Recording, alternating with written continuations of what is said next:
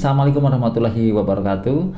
Jumpa lagi dengan saya. Hari ini kita akan kembali membahas mengenai akuntansi untuk perusahaan dagang.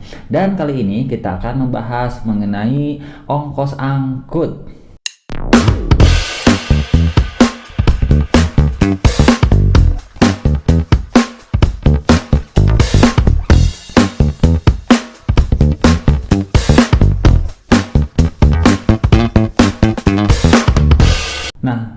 Kita sekarang bisa melihat di layar bahwa ada sebuah mobil yang ada tulisannya adalah ongkos angkut. Itu artinya mobil ini adalah mobil untuk angkut barang. Jadi ceritanya seperti itulah. Ya, karena dalam perusahaan dagang itu, teman-teman semuanya, kita pasti akan ada aktivitas untuk pengangkutan barang. Ya, karena kita tidak ada proses produksi, yaitu adanya hanya proses pembelian, dan di mana pembelian itu adalah pembelian barang dagangan, ya, bukan pembelian jasa, ya, karena jasa gak ada pembeliannya, tapi pembelian barang dagangan dan harus diangkut. Nah, di situ ternyata akan ada biaya yang harus kita keluarkan dalam rangka mengangkut barang dari penjual ke pembeli. Namun tidak sesimpel itu, teman-teman semuanya. Kita harus juga menguasai pemahaman tersebut. Nah, seperti apa kasusnya? Oke, sekarang kita lihat dulu bagaimana penjelasan yang sangat singkat ini, mudah-mudahan bisa memahami dengan mudah begitu. Yang pertama yang harus kita ketahui itu namanya adalah FOB shipping point. Nah, ini adalah istilah yang pertama, ya. FOB shipping point itu aktivitasnya seperti ini. Pembeli membayar ongkos angkut dan mendebit persediaan barang dagangan. Nah, artinya gini, kalau menerapkan FOB shipping point, maka ongkos angkut itu harus dibayar oleh pembeli, ya, sehingga pada saat kita mengeluarkan uang untuk ongkos angkut, maka pada saat itulah kita akan menjurnal dengan cara mendebit persediaan barang dagangan. Oke, paham? Kita keluarkan uang untuk ongkos angkut. Nah, pada saat mengeluarkan tersebut kita akan menjurnal adanya penambahan persediaan. Sebetulnya persediaannya nggak nambah lagi, tapi nilainya akan bertambah karena ada ongkos angkut yang kita keluarkan. Berarti sama aja dengan kita membeli barang yang lebih mahal, ya. Jadi misalkan kita membeli barang 100.000, ada ongkos angkutnya Rp50, maka barang yang kita beli tersebut nilainya bukan 100.000 lagi, tapi bertambah menjadi Rp100.050. Nah, kayak gitulah. Jadi ada tambahan nilai. Makanya di debitnya adalah persediaan barang dagangan. Itu pun kalau metode yang diterapkannya adalah metode perpetual. Bagaimana kalau metode yang lainnya? Nah, kita lihat di penjelasannya nanti. Oke, sekarang satu-satu dulu. Nah, dengan menerapkan FOB shipping point ini, maka hak pemilikan beralih ke pembeli pada titik pengiriman. Karena ongkos angkut ini dibayar oleh pembeli, maka barang tersebut akan menjadi hak pembeli di tempat melakukan transaksi atau di tempat penjual, ya, pada titik pengiriman barang. Oleh karena itu akan ada risiko-risiko nih, teman-teman semuanya. Risiko yang terjadi adalah kalau barang tersebut rusak di perjalanan, maka yang akan menanggung risiko tersebut adalah pembeli. Kalau barang tersebut hilang, maka yang menanggung jawab kehilangan tersebut adalah pembeli. Penjual sudah dadah gitu, silakan pembeli, Anda yang menanggung risikonya. Karena kesepakatan kita adalah bahwa ongkos angkut itu ditanggung oleh pembeli, itu ya. Jadi apapun risiko yang terjadi di perjalanan dengan barang tersebut atau barang yang dibeli oleh pembeli, maka risiko ditanggung oleh pembeli, begitu. Nah, ini ilustrasinya seperti ini ya. Ini ada mobil yang mengangkut namanya ABC Express. Berarti ini tanda dari mobil ekspedisi, mobil pengiriman barang. Apalagi kalau zaman sekarang udah ini ya, udah banyak sekali perusahaan ekspedisi barang, sehingga kita tidak usah mengeluarkan, atau maaf, kita tidak usah memiliki mobil angkut sendiri juga udah bisa ya, karena kita tinggal menggunakan dan memanfaatkan perusahaan ekspedisi tersebut. Nah, bagaimana dengan penjurnalannya? Nah, karena di akuntansi itu untuk metode pencatatan persediaan ada 2 metode, yaitu metode perpetual dan dengan metode fisik atau periodik. Nah, sekarang kita contohkan cara mencatat dengan kedua metode tersebut. Oke, yang pertama metode perpetual dulu ya. Dengan kasus yang sama kita catat dengan metode yang berbeda. Pada tanggal 10 Juni, PD Anugrah membeli barang dagang dari Magna Data secara kredit sebesar Rp900. Syaratnya FOB shipping point dan membayar ongkos angkut sebesar Rp50. Nah, di sini yang melakukan pembelian adalah PD Anugrah dan menjualnya adalah Magna Data. Secara kredit, teman-teman. Kalau menjual barang secara kredit berarti pembeli tidak mengeluarkan uang, ya. Tapi barangnya diterima, transaksi penjualan terjadi, hanya saja uang belum dikeluarkan. Nah, kemudian karena syaratnya FOB shipping point, maka ongkos angkut yang sebesar Rp50 ini ditanggung oleh pembeli. Oke, sekarang kita jurnal ya. Dengan format jurnal seperti ini, ya teman-teman semuanya, ini adalah format jurnal umum dan di sini kita tidak usah memikirkan bahkan sampai menyalahkan form jurnal seperti ini. Ini adalah perusahaan dagang. Nah, pada proses pembelian secara kredit seperti ini harusnya adalah menggunakan jurnal khusus untuk jurnal penjualan. Tapi di sini kita tidak menyediakan format jurnal khusus jurnal penjualan. Karena bukan bahasan kita hari ini ya, atau saat ini ya. Bahasan kita sekarang adalah bagaimana mengasah logika kita untuk mengetahui dan memahami mana yang harus kita debit dan mana yang harus kita kredit dan nilainya berapa. Karena yang lebih penting bukan menyimpan ataupun meletakkan akun dan angka pada spesial jurnal atau jurnal khusus, bukan itu ya. Tapi yang lebih penting lagi saat ini adalah bagaimana kita mengetahui dan memahami cara menyimpan mana yang debit, mana yang kredit beserta angkanya. Oke, sekarang kita latihan penjurnalannya. Dengan metode perpetual, pada saat PD Anugrah membeli barang dagangan sebesar Rp900, maka kita harus mencatat persediaan bertambah. Nah, persediaan bertambah di sebelah debit yaitu Rp900. Ini akan menjadi pembeda dengan metode periodik atau metode fisik. Karena meskipun kita melakukan pembelian dengan metode perpetual, kita tidak menjurnal di sininya adalah pembelian. Ini memang pembelian ya, tapi tidak menjurnal di sini itu adalah pembelian. Tapi yang dicatat itu adalah justru persediaannya. Sehingga pada saat membeli barang, logika kita akan menerima bahwa ketika membeli barang maka barangnya akan bertambah, persediaan barang dagangnya akan bertambah. Kalau bertambah maka simpan saja persediaan barang dagangan di debit. Nah, makanya di sini simpan di debit, itu namanya metode perpetual. Oke. Sekali lagi ya, di debitnya adalah persediaan barang dagangan Rp900.000. Kemudian di kreditnya adalah utang usaha atau utang dagang strip Magna Data. Di sini tanpa menuliskan Magna Data juga tidak jadi masalah. Misalkan utang usaha udah gitu doang, nggak jadi masalah ya. Di kredit Rp900. Oke, ini penjelasannya adalah membeli barang dagangan dengan syarat FOB shipping point. Oke. Nah, teman-teman semuanya, posisi PD Anugrah ada sebagai pembeli, maka di sini ada ongkos angkut yang harus dikeluarkan oleh PD Anugrah yaitu sebesar Rp50. Maka penjurnalannya seperti yang tadi saya sampaikan di awal, ketika kita mengeluarkan biaya angkut, maka biaya angkut tersebut akan menambah nilai dari persediaan. Kalau metode perpetual, karena yang ditulisnya ada persediaan, maka akan menambah nilai persediaan. Jadi debitnya adalah persediaan barang dagangan, di kreditnya adalah kas. Karena di sini kita analisis ya, kalimatnya adalah membayar ongkos angkut. Kalau membayar ongkos angkut berarti ongkosnya dibayar oleh PD Anugrah. Berarti PD Anugrah akan menjurnal kas di kredit Rp50. Nah, teman-teman, akan ada juga kejadian bahwa ongkos angkut ini tidak dibayar oleh PD Anugrah meskipun dengan perjanjian FOB shipping point.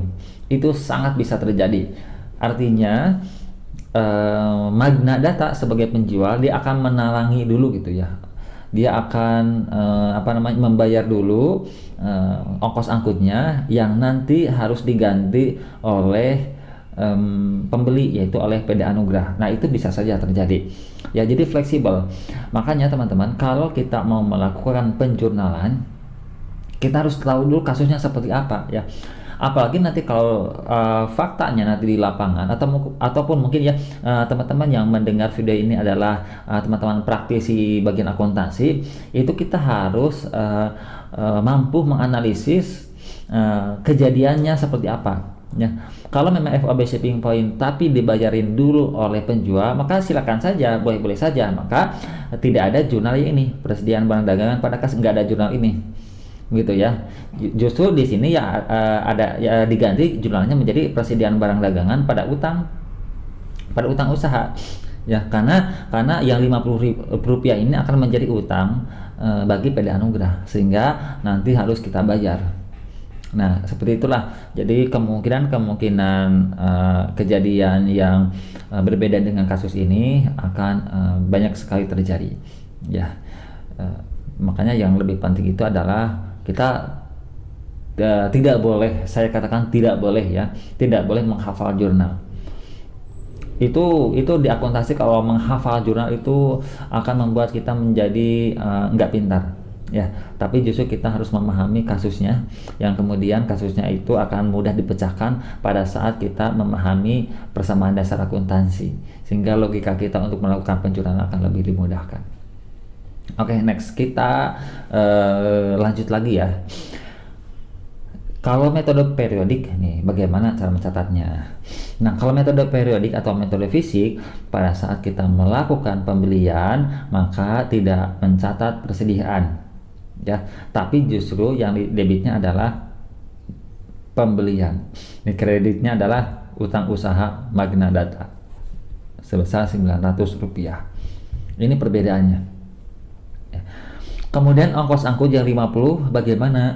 Nah, kalau tadi di perpetua di debitnya adalah persediaan barang dagangan ya, karena akan menambah persediaan barang dagangan. Kalau di sini tidak menulis persediaan barang dagangan, karena periodik itu tidak mencatat persediaan barang dagangan, maka ongkos angkut yang Rp50 ini kita jurnal namanya adalah beban angkut, atau bisa juga ongkos angkut, atau bisa juga biaya angkut atau biaya pengangkutan. Pokoknya apapun nama akunnya, yang penting kita bisa menerima bahwa itu adalah beban untuk mengangkut barang. Di kreditnya adalah kas Rp50. Nah, sampai di sini bagaimana mengenai penjurnalan untuk ongkos angkut ini? Saya kira gampang kan? Nah, oke. Kalau gampang, maka kita lanjutkan.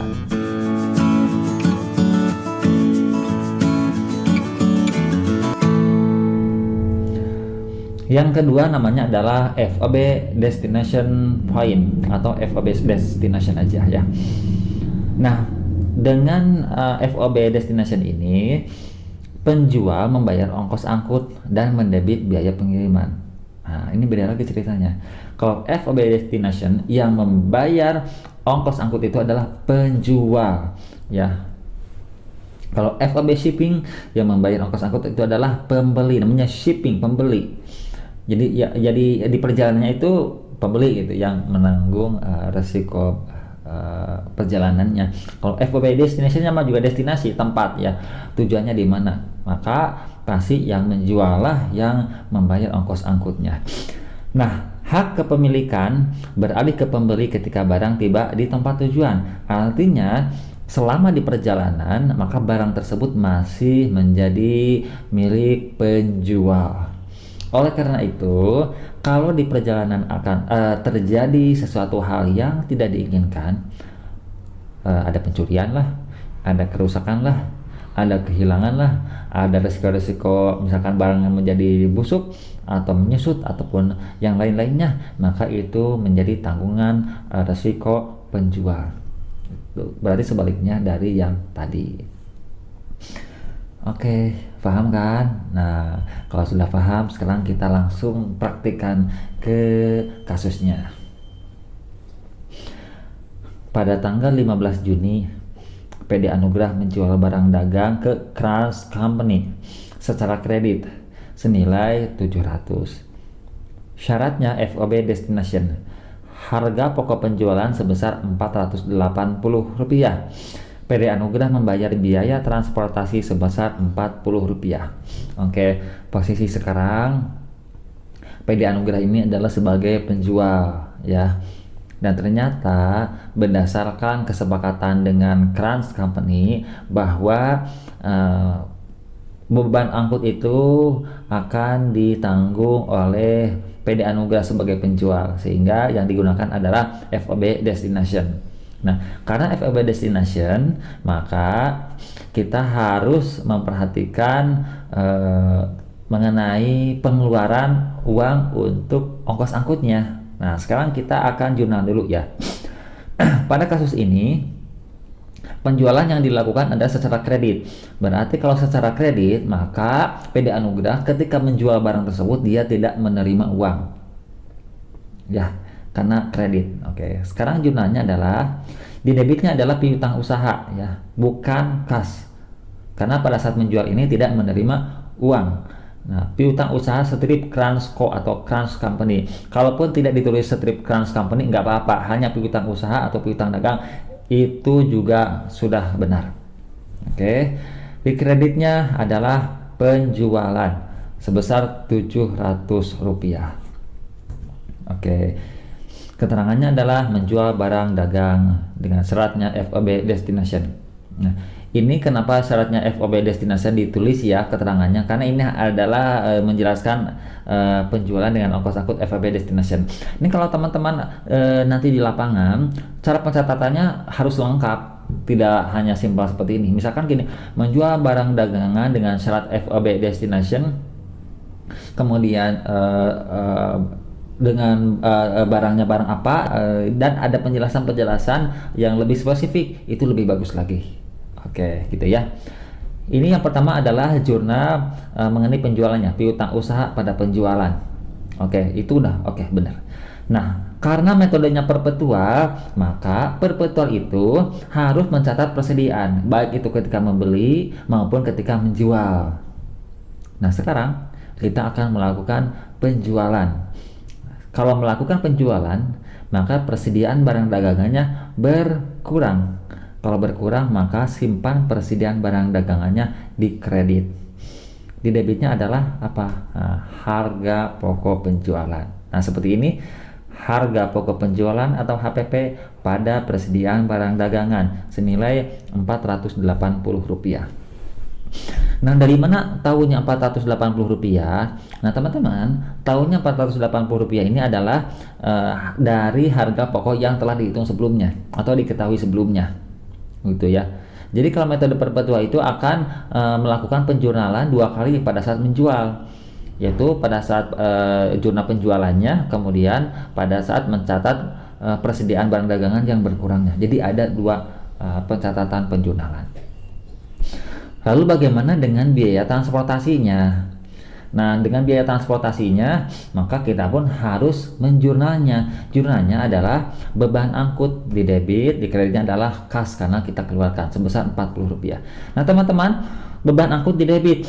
Awas, di debitnya sekali lagi meskipun perpetual, tapi harus beban angkut. Kalau tadi pada saat membeli, ya teman-teman ingat, pada saat melakukan pembelian, kemudian ada ongkos angkut, maka di debitnya adalah persediaan. Ya, jadi menambah persediaan di debitnya itu di sini.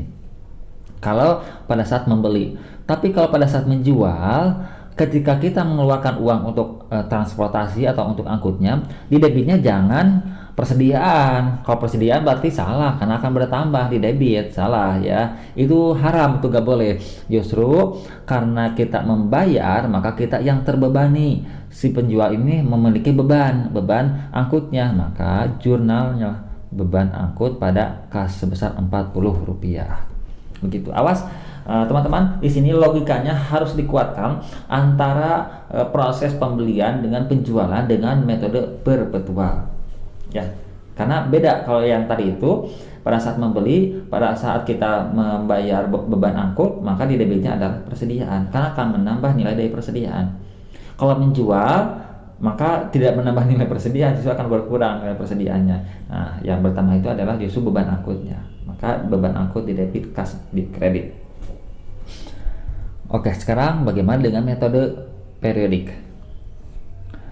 Kalau metode periodik, ketika menjual, ya, di debitnya adalah piutang usaha karena dengan cara kredit. Kemudian di kreditnya adalah penjualan. Oke, seperti ini pencatatannya. Karena metode periodik itu tidak menjurnal persediaan barang dagangan yang berkurang karena proses penjualan, maka tidak usah menjurnal itu. Jadi cukup hanya satu jurnal ketika melakukan penjualan. Hanya ini, piutang usaha pada penjualan, cukup itu aja. Ya. Adapun kalau menjurnal biaya transportasi ini wajib karena memang ini kita keluarkan. Jadi kita jurnal yang satu lagi adalah beban angkut pada kas sebesar Rp40. Kalau itu beda lagi ceritanya ya. Beda lagi dengan yang ini terpisah antara jurnal yang penjualan ini atas dengan beban angkut. Oke, seperti itulah cara penjurnalannya. Jadi alhamdulillah tidak susah ya. Ternyata kalau kita mengetahui bagaimana kasusnya, maka penjurnalan itu insya Allah akan gampang. Nah, sekarang kita akan lanjutkan. Tanggal 1 Juli, Scully Company menjual barang dagangan secara kredit ke Burton Company senilai 7.500. Syaratnya adalah FOB shipping point N/45. Harga pokok barang yang dijual adalah Rp4.500. Nah, sekarang metode yang pertama seperti tadi ya, kita metode perpetual dulu ya. Posisi kita sekarang ada sebagai penjual, ada juga sebagai pembeli. Nah, kita harus mampu menjurnal di kedua posisi tersebut, baik itu sebagai penjual ataupun sebagai pembeli. Oke, posisi sebagai penjual adalah Scully Company ya. Di sini yang menjual barang dagangan ke Burton 7.500, syaratnya adalah FOB shipping point. Oke, kita analisis dulu. Kalau FOB shipping point berarti yang membayar itu adalah, atau yang membayar ongkos angkut itu adalah yang membeli. Yang membeli adalah Burton Company.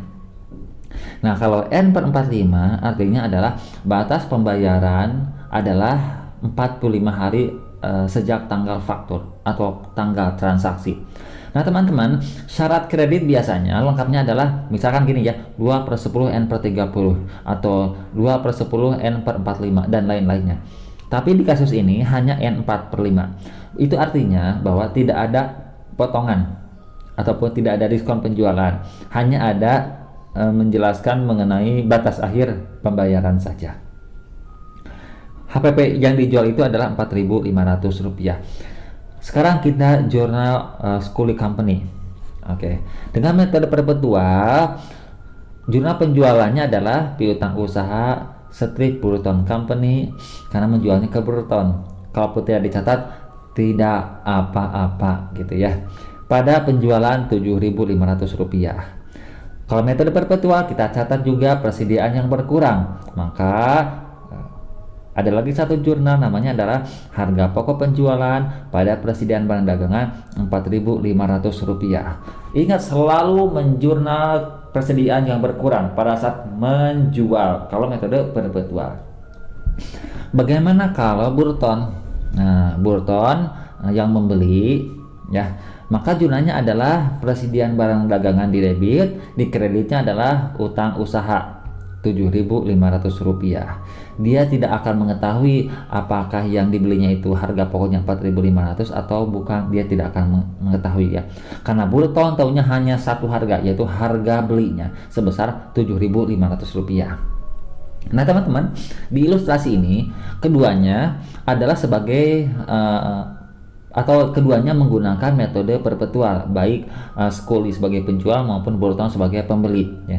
Adapun faktanya di lapangan nanti itu tidak akan ada keterkaitan sedikit pun. Nah, kalau penjualnya menggunakan metode perpetual, bisa saja pembelinya menggunakan metode periodik, karena itu tidak ada syarat apapun. Itu masing-masing tergantung kebijakan yang diinginkan oleh manajemen perusahaan.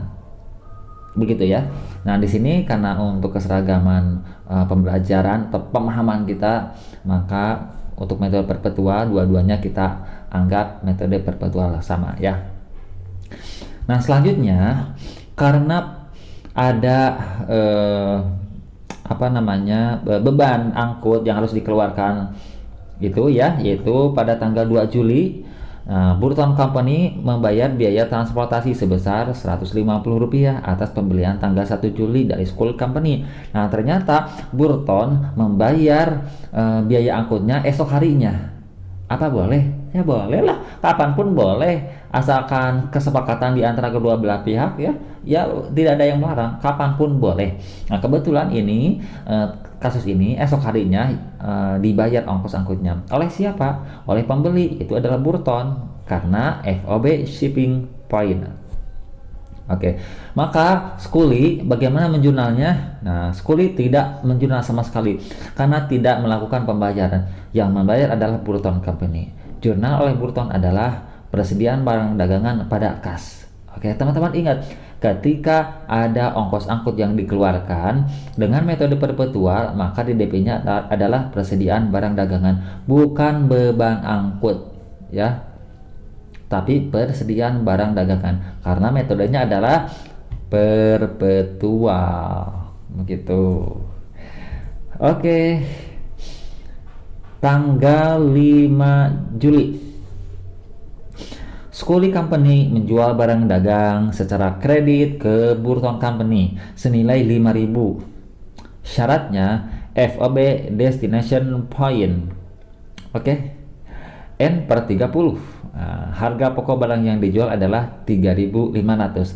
Sekarang yang membedakan di kasus yang dengan yang sebelumnya adalah syarat pengiriman barangnya, yaitu FOB destination point. Yang membayar ongkos angkut adalah penjual, yaitu adalah Scully Company. Oke, sekarang kita jurnal dulu. Pada saat melakukan penjualan, yaitu nilainya adalah 5.000, maka Scully sebagai penjual akan menjurnalnya adalah piutang usaha pada penjualan sebesar Rp5.000. Nah, di sini di debitnya adalah piutang usaha karena penjualannya secara kredit. Nah, teman-teman, di sini ciri dari penjualan secara kredit itu ini sebetulnya bukan pada tulisan ini ya. Scully Company menjual barang dagangan secara kredit. Nah, bukan ada tulisan secara kreditnya, bukan. Tapi sebetulnya adalah karena ada N/30 ini. Jadi N/30 itu tandanya ada batas pembayaran. Berarti di situ memang secara kredit. Jadi hati-hati juga ya.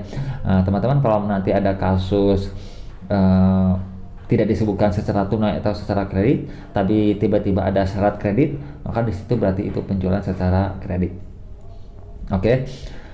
Nah, jurnal yang keduanya adalah harga pokok penjualan pada persediaan barang dagangan Rp3.500. Ini untuk jurnal persediaan yang berkurang. Ya. Kemudian Burton Company sebagai pembeli, maka jurnalnya adalah persediaan barang dagangan pada utang usaha strip Scully Company Rp5.000. Begitu. Nah, sekarang bagaimana dengan ongkos angkutnya? Karena FOB destination point.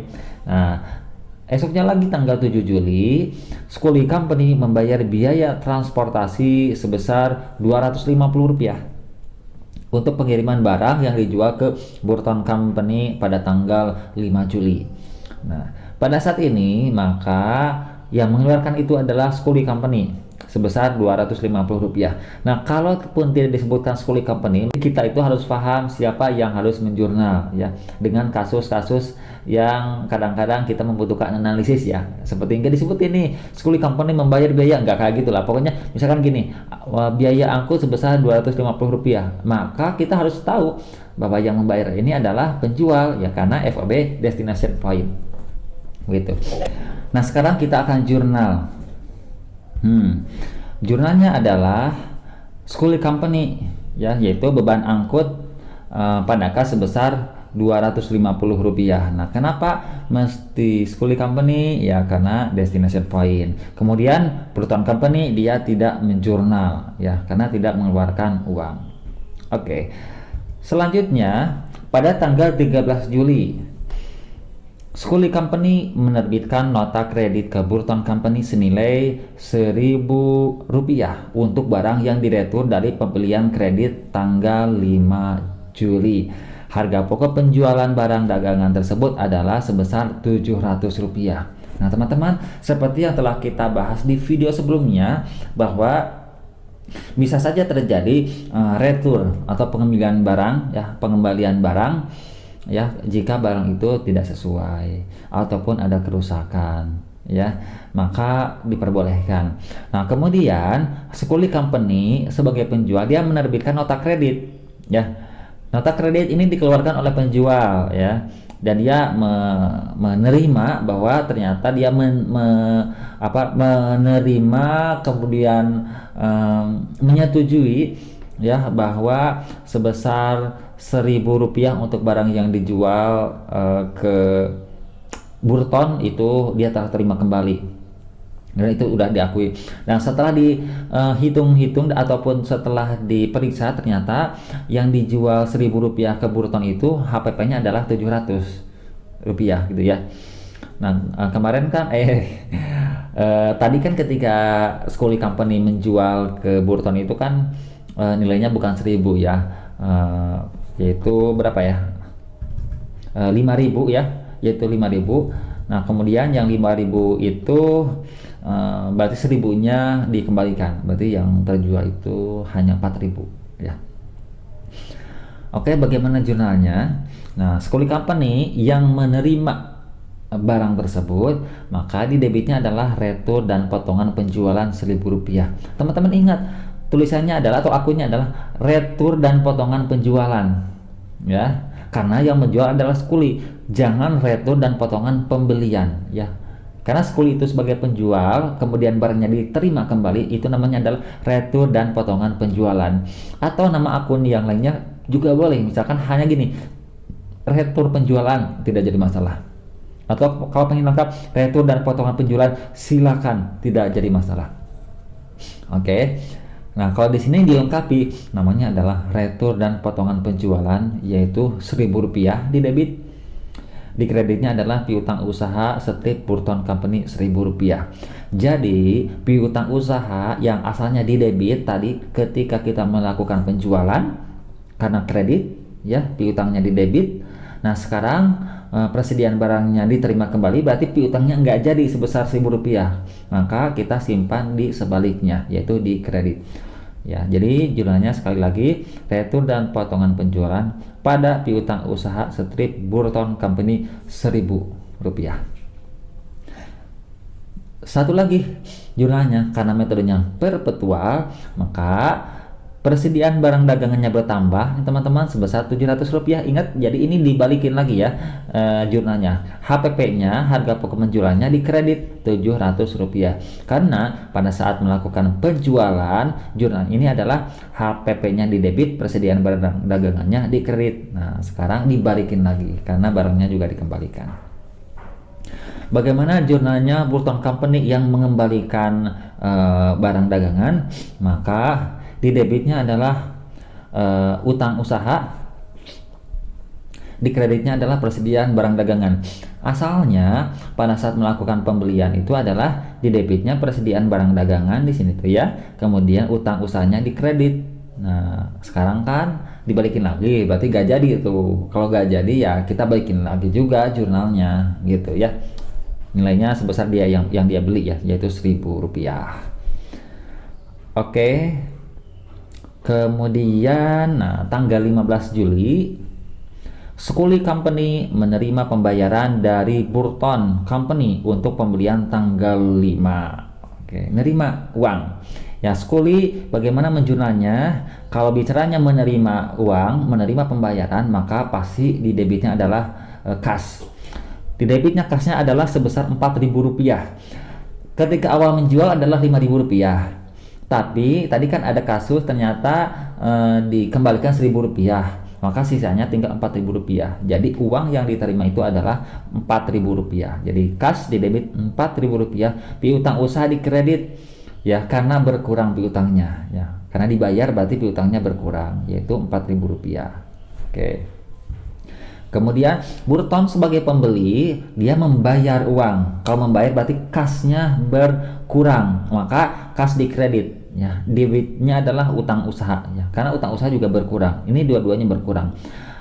Asalnya utang usaha ini adalah dikredit karena sekarang dibayar berarti utangnya berkurang, simpan sebaliknya berarti sekarang simpannya di debit gitu ya. Dikreditnya menjadi kas karena dibayar. Selanjutnya 18 Juli, Scully Company menjual secara kredit ke Burton Company senilai Rp12.000. Syaratnya FAB shipping point ya 2/10 N per EOM ya. Scully membayar terlebih dahulu biaya transportasi sebesar Rp500 yang ditambahkan ke faktur.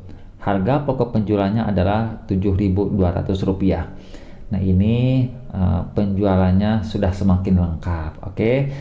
Sebelum menjurnal kita analisis dulu transaksinya. Scully menjual secara kredit ke Burton Company senilai Rp12.000, itu biasa saja ya. Nah syaratnya FAB shipping point berarti yang membayar ongkos angkut itu adalah pembeli Burton ya. Burton yang harus membayar. Kemudian syarat kreditnya 2/10 N per EOM. 2/10 artinya akan dikenakan diskon sebesar 2% jika pembayaran yang dilakukan oleh Burton itu adalah maksimal 10 hari pada saat tanggal faktur ya. Dari saat tanggal faktur. N per EOM artinya end of month ya. End of month berarti akhir bulan. Kalau akhir bulan itu berarti kalau Januari tanggal 31, kalau Februari tanggal 28, kalau Kabisat berarti tanggal 29, kalau Maret tanggal 31 dan seterusnya. Ingat end of month, bukan N per 45 ataupun N per 30. Kalau N per 30 berarti hitungannya adalah 30 hari sejak tanggal faktur, atau N per 45 adalah 45 hari sejak tanggal faktur, tapi N per EOM atau end of month berarti akhir bulan. Berarti tidak usah melihat berapa harinya, yang jelas di akhir bulan gitu ya.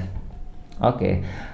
Lanjut ya, nih Scully membayar terlebih dahulu biaya transportasi sebesar Rp500 dan ternyata biaya angkutnya malah dibayar oleh Scully, padahal seharusnya dibayar oleh pembeli yaitu Burton Company.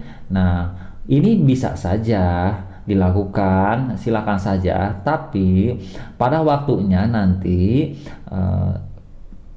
Burton itu harus mengganti uang yang telah dikeluarkan oleh Scully Company sebagai penjual. Jadi itulah pemahamannya mengenai kasus ini. Sekarang kita lakukan penjurnalan. Yang pertama, Scully Company sebagai penjual dengan metode perpetual. Di debitnya adalah piutang usaha strip Burton Company Rp12.000, pada penjualan Rp12.000. Itu biasa saja ya, atau ya B aja lah ya. Kemudian yang kedua, karena ada pembayaran kas ya, maka silakan saja untuk ongkos angkut yang dibayarkan oleh Scully ini harus dijurnal karena Scully mengeluarkan uang ya. Jurnalnya adalah piutang usaha pada kas sebesar Rp500. Artinya bahwa Scully Company itu dia akan mempunyai tagihan ke Burton Company yaitu sebesar Rp12.000 dan sebesar Rp500 atau Rp12.500. Ya, itu kasusnya. Jadi berbeda dengan yang tadi ya. Oke, sekarang kita ke Burton Company ya. Di Burton Company sebagai pembeli ya secara kredit, maka dia akan menerima pengakuan persediaan yang bertambah ya. Debitnya adalah persediaan barang dagangan 12.500. Teman-teman, di sini persediaan barang dagangannya bukan 12.000, tapi 12.500. Karena yang namanya metode perpetual, setiap ada penambahan ongkos angkut, maka ongkos angkut tersebut akan menambah ke persediaan barang dagangan. Bagaimana kreditnya?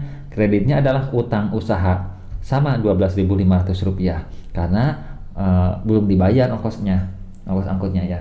Nah, kalau ongkos angkutnya dibayar pada saat itu oleh Burton Company, maka persediaan barang dagangannya memang tetap 12.500, tapi utang usaha di sini 12.000 bukan 12.500. Kalau dibayar saat itu oleh Burton Company biaya angkutnya. Dan ada lagi satu lagi tambahan di sini adalah kas di kredit ya sebesar Rp500. Itu juga bisa terjadi ya. Jadi tergantung kasusnya lah. Oke teman-teman, di sini ada yang terlewat juga jurnalnya, yaitu jurnal Scully Company untuk mencatat persediaan yang berkurang. Oke, maka ini jurnalnya. Mencatat persediaan yang berkurang itu HPP pada persediaan barang dagangan Rp7.200 sebesar harga pokoknya gitu. Burton Company enggak ya.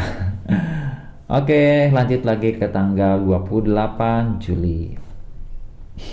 Scully Company menerima pembayaran dari Burton Company untuk pembelian tanggal 18 Juli. Ya, teman-teman, pada saat 18 Juli sampai dengan 28 Juli itu ada 10 hari. Ya, berarti masih dalam masa diskon. Nah, diskonnya tadi kan 2/10, berarti 2%. Nah, kita hitung aja 2% dikali dengan harga jualnya, yaitu Rp12.000, bukan Rp12.500. Tapi dari Rp12.000, maka 2% kali Rp12.000 itu adalah diskonnya.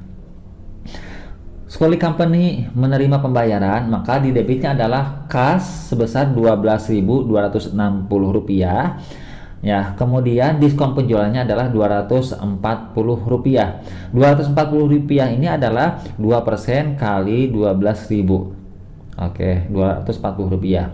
Kemudian di kreditnya adalah piutang usaha Rp12.500. Piutang usaha ini sesuai dengan piutang usaha yang tadi di awal telah kita jurnal, yaitu Rp12.500. Sekarang juga pada saat pembayaran, maka piutangnya Rp12.500 ini simpan di kredit karena semuanya berkurang, semuanya dihabiskan dibayar. Meskipun dibayarnya Rp12.500, tapi kas yang kita terimanya bukan Rp12.500 ya, karena Scully ini terdampak dari diskon yang diterima oleh Burton ya. Jadi dikurangi dulu Rp240 sehingga kas yang diterimanya hanya Rp12.260. Dan ini pun di dalamnya itu kan termasuk penggantian dari ongkos angkut ya, begitu. Oke, sekarang Burton yang membayarnya. Kalau membayar teman-teman berarti kasnya udah jelas berkurang karena dibayar. Kemudian hutangnya juga dia akan berkurang. Nah, teman-teman kita lihat di sini ya. Utang usahanya di debitnya adalah Rp12.500 sesuai dengan yang dia akui di awal. Tadi ketika mencatat pengakuan mengenai utang usaha adalah Rp12.500. Tapi kas yang dikeluarkannya bukan Rp12.500 karena sudah dikurangi oleh potongan ataupun diskon sebesar Rp240. Jadi jurnalnya utang usaha di debit Rp12.500. Oke, karena berkurang. Kemudian di kreditnya ada persediaan barang dagangan Rp240 karena karena mengganti diskon, karena tadi kita sudah mengakui adanya persediaan barang dagangan kan. Tadi di awal ketika ada potongan ketika ada ongkos ketika ada potongan penjualan, maka itu akan mengurangi persediaan barang dagangan karena metodenya adalah perpetual. Maka setiap ada diskon pun, diskon ini jurnalnya adalah ke persediaan barang dagangan sebesar Rp240. Oke. Kemudian satu lagi kas di kredit adalah Rp12.260. Oke gitu teman-teman, ingat jangan sampai salah. Jangan sampai di sini ada potongan ataupun diskon pembelian. Jangan kayak gitu ya, karena metodenya adalah perpetual. Jadi tidak mencatat ke pembeliannya yang mengakibatkan adanya potongan pembelian, tapi di sini adalah mencatatnya ke persediaan, sehingga persediaannya ketika ada diskon adalah berkurang. Jangan sampai salah. Oke, jadi itu adalah jurnal-jurnal yang biasa terjadi pada eh, persediaan barang dagangan, pada proses pengangkutan barang ataupun pada proses pembelian barang dagangan dan penjualan barang dagangan dengan metode perpetual dan metode periodik. Teman-teman semuanya, kalian harus bisa menjurnal tidak hanya dengan metode periodik seperti yang saya jelaskan di video ini. Untuk kasus-kasus yang telah saya jelaskan di akhir-akhir ini ya, di bagian akhir ini. Nah, sekarang kalian harus mengulang lagi video saya dan menjurnal dengan metode periodik. Harus bisa. Kalau belum bisa, maka belum teruji. Tapi kalau sudah bisa, berarti sudah teruji. Jadi langsung bisa dipraktekkan, baik teman-teman yang sedang belajar maupun teman-teman semuanya yang sedang menjalankan usaha ataupun yang sedang menjadi bagian akuntan di perusahaan dagang. Semoga bermanfaat untuk kita semuanya. Dari saya sekian, terima kasih atas perhatiannya. Assalamualaikum warahmatullahi wabarakatuh.